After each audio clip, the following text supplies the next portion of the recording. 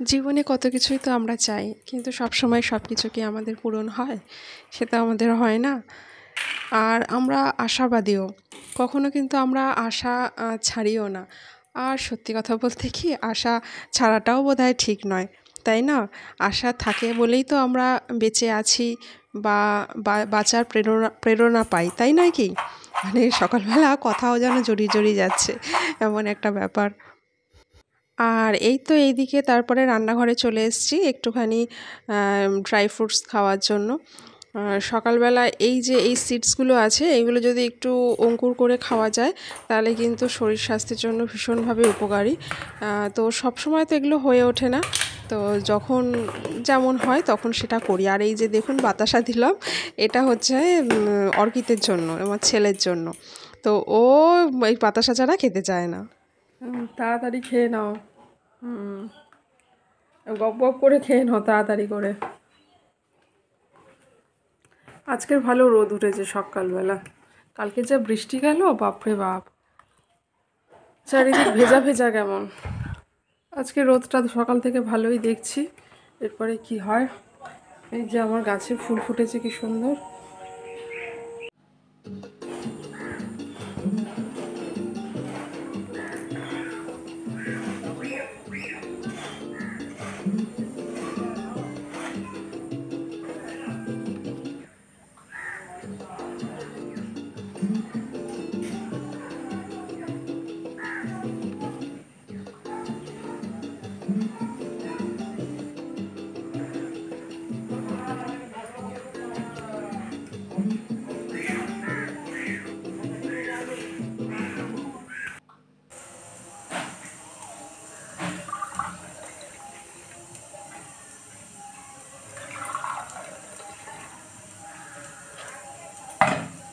এরপরে চা করতে চলে এলাম রান্নাঘরে।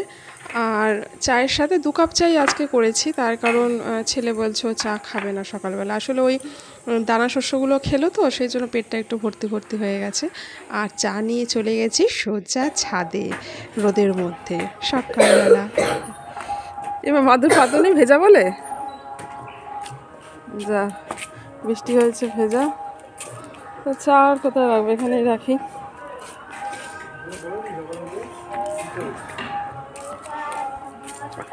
সকালবেলা তো ছাদটা একদম ভেজা, কারণ আগের দিন সারাদিন প্রচুর ভালোই বৃষ্টি হয়েছে, খুব না হলেও ভালোই, মোটামুটি শীতকালের বৃষ্টি তো ভালোই হয়েছে, তাই জন্য ছাদটা বেশ ভেজা ভেজা।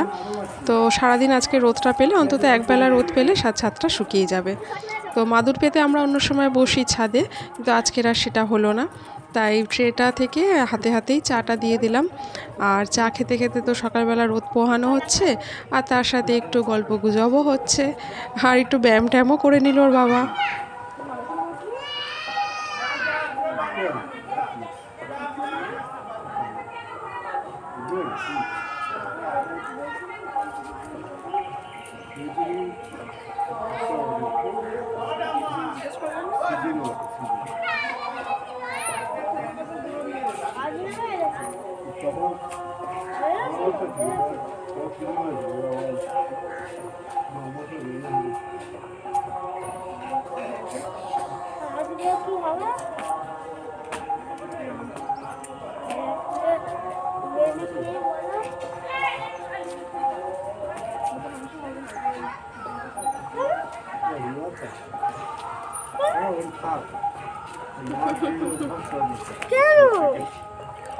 কারণ তুই এখন পুঁটি মাছ মাংস করছিস, তাই মাংস হবে না, পুঁটি মাছ হবে।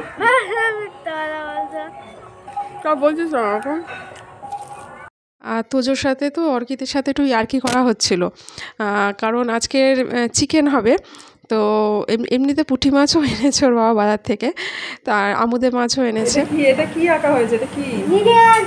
ও আচ্ছা আচ্ছা, বাহ, ভালো হয়েছে, খুব সুন্দর হয়েছে। একটা চকোলেট খুব সুন্দর হয়েছে। একটা মুভি আছে মিনিয়াস বলে, সেই মুভিটা দেখে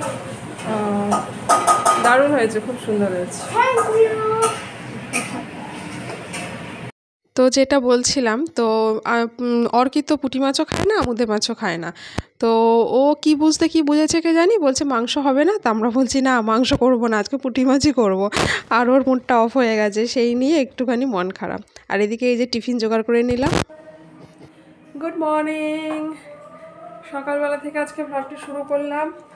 আর এই তো ওরা টিফিন সেরে নিয়ে অর্কে চলে গেছে ওর কম্পিউটার ক্লাসে। ওর বাবা ওকে ক্লাসে দিয়ে তারপরে যাবে হচ্ছে বাজারে। তো বাবা ছেলে তো সব বেরিয়ে গেছে। আর এরপরে তো আমি রান্নাবান্নার কাজে লেগে যাব। আজকে তো সানডে, আজকে একটু স্পেশাল মেনু হবে। স্পেশাল মেনু বলতে ওই চিকেন ছাড়া আর কি, মানে সানডে মানেই একটা চিকেন, এই একটা ব্যাপার। কিন্তু আমাদের প্রত্যেক সানডে যে চিকেন হয় এমন কোনো ব্যাপারটা নেই। তবে এবারে দেশি মুরগিটা হবে, তার কারণ আগের দিনের কিছুটা অংশ তুলে রেখেছিলাম, তাই আজকে সেটা করব। তাহলে চলুন পরপর কাজগুলো করি। আর তারপরে কিভাবে কাজ করতে করতে রান্নাঘরটাকে পরিষ্কার রাখা যায় তারই একটা ঝলক আপনাদের দেব। যদিও আপনারা সবাই জানেন, সবাই পাকাপোক্ত, কিন্তু শেখার তো আর শেষ নেই, আর শেখার কোনো বয়সও নেই। তো কখনো যদি কারোর কোনো কাজে এতটুকু কিছু লেগে যায়, বা হয়তো আমরা মানে রিমাইন্ডার হয়ে যায় অনেক সময়, সেটাও তো হয়। তো সেই হিসাবে কিছু টিপস যেটা আমার মনে হয়েছে বা আমি যেটা করি, যেটা সুবিধা হয় সেরকমই কিছু বলবো। যেটা আপনাদের সুবিধা হয় আপনারা গ্রহণ করবেন। তাহলে চলুন গিয়ে পরপর কাজগুলো শুরু করি। এই যে পাঁচমিশালি সবজি কেটে নিয়েছি। এতে বিট, গাজর, আলু, বেগুন, শিম, বরবটি, বিনস, কুমড়ো, বেগুন সবই আছে। এটা দিয়ে একটা পাঁচমিশালি সবজি করব। আর এদিকে এই যে আলু কেটে নিয়েছি, একটু চিকেন আছে, দেশি চিকেন, সেটা রান্না করব। মানে আগের দিন হয়েছিল, তার কিছুটা রেখে দিয়েছিলাম, সেটা আজকে রান্না করব। দেশি চিকেন আছে এই যে রাখা, এটা রেখে দিয়েছিলাম। তো এই পাঁচমিশালি সবজি করে নিয়ে তারপরে রান্না করব। আর এই যে রান্নাঘর আমরা না, মানে ডিপ ক্লিন যেটা আমরা করি সেটা কিন্তু একটু কম করা যায় যদি না আমরা সঙ্গে সঙ্গে যদি রান্নাঘরটা মুছে পরিষ্কার রাখতে পারি। যেমন ধরুন একটু চা করলাম, চা ঢালতে গিয়ে সামান্য একটু চা পড়ে গেল, ভাবলাম ঠিক আছে ওটা পরে করে নেবো। এই করে করে কিন্তু জমতে থাকে। আমরা যদি সঙ্গে সঙ্গে সেটা মুছে নিই, বা তরকারি ঢালতে গিয়ে একটু তরকারি ছিটে পড়ে গেল বা একটু তেল ছিটে পড়লো, এটা যদি আমরা সঙ্গে সঙ্গে একটু মুছে নিই, সে একটু সার্ফের জল দিয়েই হোক বা একটু শুকনো মানে এমনি ভেজা ন্যাকড়া দিয়েই হোক, যদি এগুলো সঙ্গে সঙ্গে আমরা মুছে রাখি, তাহলে দেখবেন রান্নাঘরটা কিন্তু অতটা নোংরা হবে না, অনেকটা কিন্তু পরিষ্কার রাখবে। আমরা হয়তো অনেক সময় খেয়াল করি না, অতটা বুঝতে পারি না। তো এটা যদি আমরা একটু খেয়াল করে করি, তাহলে যে একটা ডিপ যে নোংরা পড়ে রান্নার পরে যেটা করতে হয়, সেটা তো করবই, কিন্তু অতটাও করতে হয় না, অনেকটা কিন্তু মুশকিল আসান হয়ে যায়। আর এদিকে চলে এসেছি এই তো বেগুন পোড়াতে। লম্বা লম্বা কালো কালো বেগুন দেখলে পরেই লোভ লাগে। শীতকালে বেগুন পোড়া হবে না এটা কখনো হয়? তো এই দুটো বেগুন পুড়িয়ে নিয়েছি, একটা অনেকটা বড় আর একটা তার থেকে একটু ছোট। তো এর মধ্যে একটু তেল ধুয়ে ভালো করে তেল মাখিয়ে নিয়েছিলাম। আর এই যে বড়ি ভেজে দিয়েছি, কাঁচা লঙ্কা গুলে দেবো, আর তার সাথে পেঁয়াজ কুচি দেবো, আর ধনেপাতাও তো দেবো কাটলামি। আর যদি পেঁয়াজটা একটু ভেজে দেওয়া যায় তাহলেও কিন্তু দারুণ টেস্ট হয়। আর অনেক সময় কি হয়, আমরা একটা চিংড়ি মাছ, ছোটো ছোটো যে ছোটো চিংড়ি মাছগুলো আছে সেইগুলো ভেজে দিলেও কিন্তু দারুণ টেস্ট হয়। এইভাবে কোনো সময় খেয়ে দেখবেন, তাতেও কিন্তু ভীষণ ভালো লাগে। তো শীতকালে বেগুন পোড়া যেমনভাবে খাবো সেটাই ভালো লাগে। তার সাথে তো অন্যান্য রান্নাবান্নাগুলোও সেরে নিচ্ছি। আর আমার ভিডিও যদি কোনো অংশ কোনো এতটুকু কিছু ভালো লাগে, তাহলে please like, share and subscribe করে প্লিজ আমার পাশে থাকবেন, আমাকে সাপোর্ট করবেন। আর যারা ফেসবুক থেকে দেখছেন তারা অবশ্যই চ্যানেলটি ফলো করে রাখবেন প্লিজ। আর আমার অন্যান্য ভিডিওগুলোও ওয়াচ করবেন, কারণ রোজ দিনের ভিডিও তো সমান হয় না। আর যদি আপনাদের কোনো মতামত থাকে তাহলে অবশ্যই কমেন্ট সেকশানে জানাবেন। তাহলে আসি, টাটা।